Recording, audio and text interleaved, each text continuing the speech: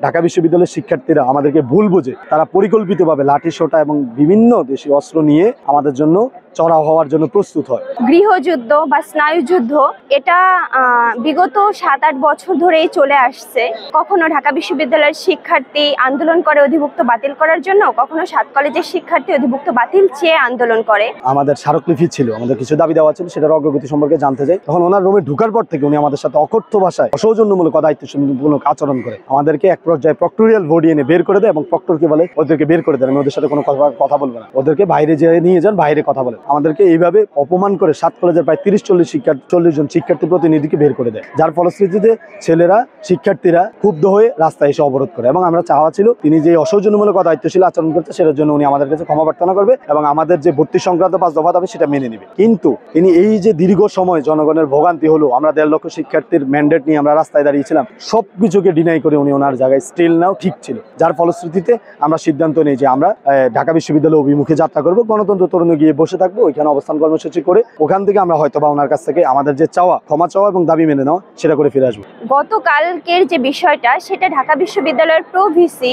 তার যে জঘন্য বা অমানবিক একটা আচরণ সাধারণ শিক্ষার্থীর সাথে করেন, তার পরিপ্রেক্ষিতে একটি কর্মসূচি ঘোষণা করা হয় ইনস্ট্যান্ট সায়েন্স ল্যাবে। সেটা 7 কলেজের শিক্ষার্থীরা করে থাকে এবং তাদের দাবি থাকে ঢাকা ইউনিভার্সিটির যিনি প্রভিসি আছেন তিনি 7 কলেজের সকল সাধারণ শিক্ষার্থীর কাছে ক্ষমা চাবেন।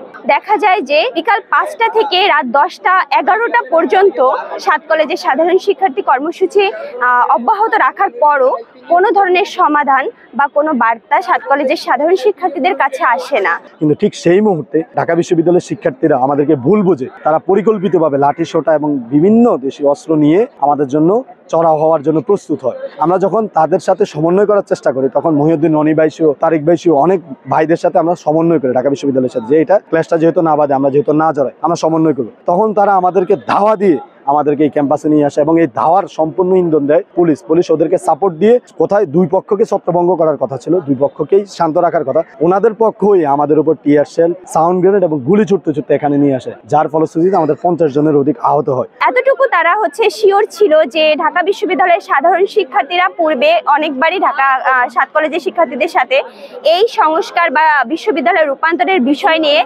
টেবিল বৈঠক করেছেন। সুতরাং তারাও চান যে এর একটা চূড়ান্ত সমাধান হোক। সেই জায়গা থেকে ঢাকা বিশ্ববিদ্যালয়ের সাধারণ শিক্ষার্থীরা কোনোভাবেই 7 কলেজের শিক্ষার্থীদের সাথে বিরোধিতা করবেন না, তারা অবশ্যই সহযোগিতা করবেন। এরকম একটা বিশ্বাস নিয়েই আসলে 7 কলেজের সাধারণ শিক্ষার্থীরা অগ্রসর হন। পর মুহূর্তে দেখতে পান যে আসলে এই চিত্র ঠিক বিপরীত চিত্র। ঢাকা বিশ্ববিদ্যালয়ের শিক্ষার্থীরা তারা বিভিন্নভাবে প্রস্তুতি নিয়েছিল, তারা লাঠি, চাপাতি, এই জিনিসগুলা, এই অস্ত্রগুলা ব্যবহার করে তারা 7 কলেজের শিক্ষার্থীকে, বিশেষ দ্রষ্টব্য যে ঢাকা কলেজের শিক্ষার্থীদের, তারা হামলা করে এবং গুরুতর আহত হয় 7 জন, যারা এখন হসপিটালে চিকিৎসাধীন অবস্থায় আছে। এই যে সংঘাত, এই যে অবস্থা, এই সম্পূর্ণর জন্য দায়ী প্রভিসি মামুন স্যারের কালকের উদ্ধতাপূর্ণ আচরণ এবং 7 কলেজের সাথে ঢাকা বিশ্ববিদ্যালয়ের যে বৈষম্যগুলো, সেই বৈষম্যগুলো। পুলিশ বাহিনী তারা ঢাকা বিশ্ববিদ্যালয়কে শেল্টার দিয়ে তারা ঢাকা কলেজের শিক্ষার্থীদের উপর টিয়ার সেল বা গুলি, এই জিনিসগুলা তারা চালায়। তারা সম্পূর্ণভাবে ঢাকা বিশ্ববিদ্যালয়ের শিক্ষার্থীদের সেভ করতেছিল এবং 7 কলেজ বা ঢাকা কলেজের শিক্ষার্থীদের উপরে তারা হামলা চালাচ্ছিল। রাকিব, সে এখন হসপিটালে, ঢাকা মেডিকেলে ভর্তি আছে। তার খুবই মারাত্মক অবস্থা ছিল, আল্লাহ সহায়, যার কারণে সে সুস্থ হয়েছেন বা সুস্থতা আল্লাহ দান করেছেন। আজকে আমাদের 7 কলেজের কঠোর কর্মসূচি দেওয়ার একটা ঘোষণা ছিল, কিন্তু আমরা দেশের দুর্ভোগের কথা চিন্তা করে, দেশের পরিস্থিতির কথা চিন্তা করে আমরা 7 কলেজের শিক্ষার্থীরা আমরা একটা সংবাদ সম্মেলনের আয়োজন করি এবং সেখানে আমাদের 6টি দাবি উত্থাপন করি। যে সময়সীমা দেওয়া হয় আলটিমেটাম, সেই সময়সীমার ভিতরে যদি আমাদের দাবিগুলা উত্থাপন না হয়, তাহলে আমরা আমাদের পরবর্তী কর্মসূচিতে যাব এবং আমাদের পরবর্তী কর্মসূচি নিশ্চয়ই গতকালকে থেকেও কঠোর থেকে কঠোর হবে। যে ন্যাক্কারজনক হামলা করা হয় নিউ মার্কেট থানা কর্তৃক, সেই নিউ মার্কেট থানার ওসি, এসি সহ যারা এই হামলায় জড়িত ছিল প্রত্যেককে প্রত্যাহার এবং দৃষ্টান্তমূলক শাস্তির আওতায় আনতে হবে। আমরা এখন এগুলোর চূড়ান্ত সমাধান চাই, এখনই সময় এগুলোর চূড়ান্ত সমাধান টানা, না হয় আরো রক্ত ঝরবে। আমরা আর রক্ত দেখতে চাই না, চূড়ান্ত সমাধানের পথে এখনই যেতে হবে।